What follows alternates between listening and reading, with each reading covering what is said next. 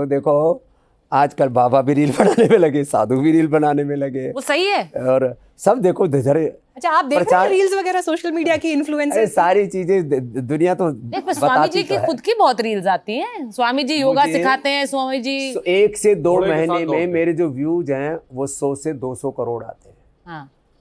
तो लोग जिनको हेल्थ की प्रॉब्लम है और भी कुछ जानना है किसी भी बारे में तो सर्च करेंगे तो उसमें लोग देखते हैं मैं क्या करूं। गौ हत्या की बात करने वाले शंकराचार्य के साथ आप खड़े नहीं होते। देखिए गौ माता का जो मुद्दा है, कोई एक व्यक्ति उस मुद्दे का कोई नेतृत्व नहीं कर रहा है, लेकिन ये वो तो शंकराचार्य हैं, हिंदू धर्म का नेतृत्व करते हैं। भारत में गुरु नानक देव हैं, गुरु गोविंद सिंह है, वो भी गुरु परंपरा है। भगवान बुद्ध और भगवान महावीर भी गुरु परंपरा है। शंकराचार्य जी एक महान हमारे शंकर के अवतार रूप गुरु परंपरा है। उतनी ही गुरु परंपरा रामानंदाचार्य, रामानुजाचार्य, मध्वाचार्य, हमारे गुरु शंकर देव, गुरु माधव देव, गुरु वत्सवन्ना, गुरु ज्ञानेश्वर जी, टुकड़ू जी, गाड़गे जी महाराज, बहुत हमारे तो अनंत कोटि ऋषिकाओं की, ऋषिमुनियों की गुरु परंपरा। इसलिए एक व्यक्ति केंद्रित मत कीजिए इस मुद्दे को। ये मुद्दा केवल एक शंकराचार्य का नहीं है, ये मुद्दा 150 करोड़ सनातन धर्मियों का है। इसलिए आप किसी एक व्यक्ति के साथ किसी चीज को चिपका देंगे तो गौ माता के साथ अन्याय हो। पर शंकराचार्य कहते हैं कि मैं नेतृत्व कर रहा हूं गौ हत्या के मुद्दे का, मैं मुहिम चला रहा हूं, मेरे साथ कोई खड़ा नहीं होता है। आप उनके साथ, आप उन्हें हिंदू धर्म का प्रतिनिधि मानते हैं? वो रास्ता दिखा रहे हैं कि नहीं दिखा रहे? मानता हूं गुरु कोई अपने कहने से नहीं, तो गुरु होता है शिष्यों से। तो उन्हें नहीं मानते लोग? अरे भाई मैंने कब कहा? हाँ। मैं कहता हूं जब देश के 100 करोड़ लोग ये मानने लगे कि ये हमारे गुरु हैं, अब जैसे योग के बारे में मुझे लोग गुरु मानते हैं तो मैं उनके मानने से मैं गुरु हूं ना। मैं कहूँ I am the world yoga guru, अरे भाई तो अपना ऐसी तैसी कराए। कोई आदमी अपने कहने से गुरु हो जाता है क्या? तो शंकराचार्य गुरु नहीं है। शंकराचार्य मैं गुरु, मैं किसी के ऊपर कोई टिप्पणी नहीं कर रहा हूं। पीठ के शंकराचार्य हैं उनके। अरे भैया मैं कह रहा हूं भारत में हजारों गुरु हैं, उन गुरुओं की परंपरा है, सबका सम्मान होना चाहिए।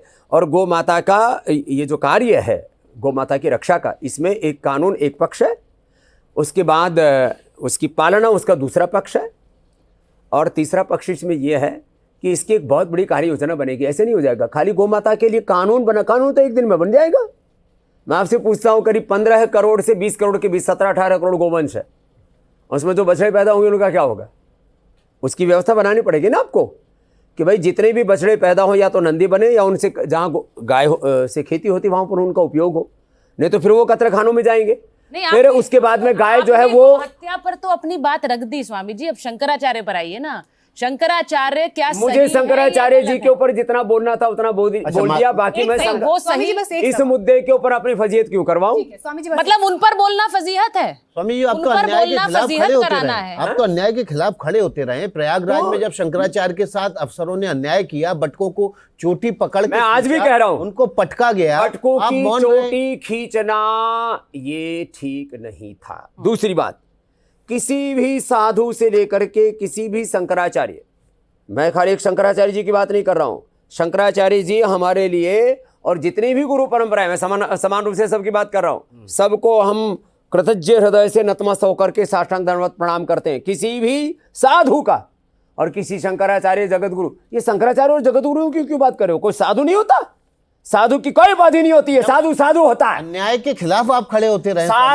साधु की सबसे बड़ी उपाधि साधुता है, शंकराचार्य और जगत गुरु होना नहीं है। वो तो शांति से धरने पे बैठ गए अन्याय के खिलाफ, इसलिए मैं कहता हूं खड़े नहीं हुए उनके। साधु का अनादर नहीं होना चाहिए और साधु को किसी भी तरह की पॉलिटिक्स में नहीं पढ़ना चाहिए जिसमें कि पर जो संत पॉलिटिक्स में होते हैं वो, या तो आपने कहा कि संत को राजनीति में नहीं होना चाहिए, तो संत जो पॉलिटिक्स कर रहे हैं, ये वो मैं जिस बात को कह रहा हूँ, राजनीतिक पछड़े में नहीं पड़ना चाहिए। या तो राज करो या तो अपने हमारी तरह से मौज करो, मतलब राजनीति करो। आप तो राजनीति को बहुत प्रभावित करते।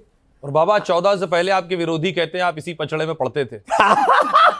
Thank you.